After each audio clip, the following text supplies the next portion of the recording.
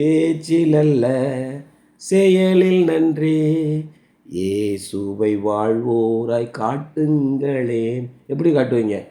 உங்களுடைய பயிற்சியோ, உங்களுடைய அனுபவமோ, உங்களுடைய திறமைகளோ அப்படி காட்ட வைக்க முடியாது.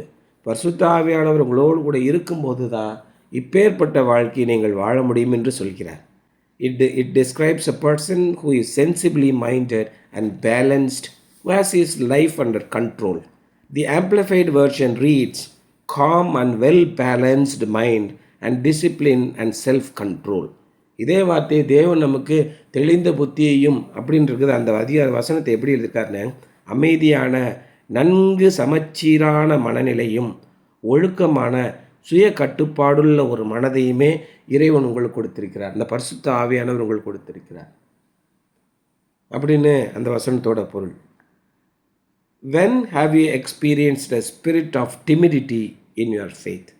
உங்களுடைய வாழ்க்கையிலே, உங்களுடைய விசுவாசத்திலே எப்பொழுது நீங்கள் ஒரு கூச்சமான ஒரு ஆவியை நீங்கள் பெற்றிருந்தீர்கள்?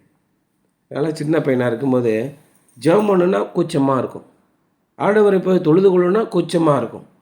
முழங்கால் போடணும்னா கூச்சமாக இருக்கும். ஆண்டவர் யார்? எப்பேற்பட்ட இறைவன்! எவ்வளவு சக்திகளுக்கு அவர் இருக்கிறது. நீங்கள் கேட்பது அனைத்தையும் கொடுக்கக்கூடிய தேவன்.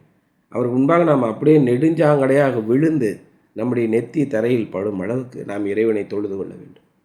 இன்றைக்கி முழங்கால் போடுறதுக்கே வலிக்குது. முழங்கால் போடுறதுக்கு ஒரு குஷன் போட்டுறான். அப்படியே சேரில் உட்காந்துட்டு தலையை அப்படி குனிஞ்சிட்டாருன்னா அவர் ஜெபம் பண்ணுறாருன்னு அர்த்தம். நிமிர்ந்துட்டாருன்னா ஜெபம் பண்ணலன்னு அர்த்தம். நின்றுக்கிட்டு ஜெபம் பண்ணுவாங்க, முழங்கால் போட மாட்டாங்க.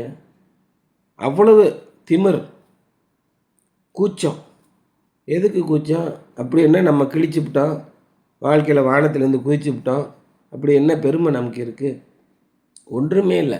சாதாரண எளிமையான மக்களை பாருங்கள். ரோட்டில் ஒரு கோயிலை பார்த்துட்டாங்க, அப்படியே நெடுஞ்சாங்கடையாக ரோட்டில் விழுந்து இறைவனை கும்பிடுவாங்க. நம்ம கிறிஸ்தவர்கள் அப்படி கிடையாது. படிச்சுட்டாங்கல்ல, அதனால் புத்திசாலித்தனம் தெரியும், அறிவு தெரியும், திறமை தெரியும். அதனால் அடங்காமல் போகிறதுனால ஒரு ஆசீர்வாதத்தையும் பெற்றுக்கொள்வதில்லை, நிம்மதி இல்லை. கடைசியில் எந்த சாமியை கும்பிட்றோம்னே தெரியாது.